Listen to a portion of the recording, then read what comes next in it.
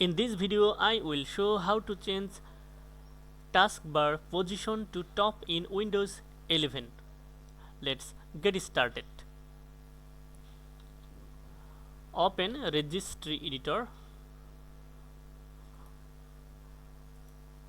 and search for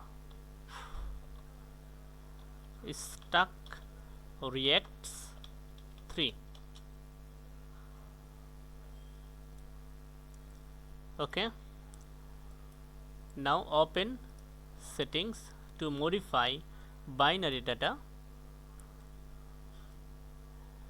In the column FA, change the value 03 to 01.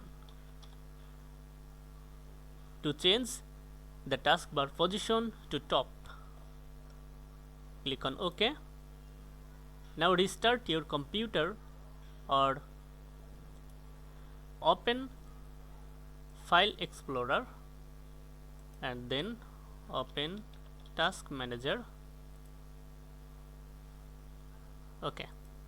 Restart Windows Explorer.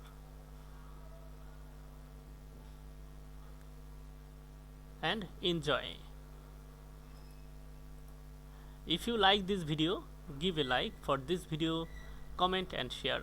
Thank you so much for watching this video.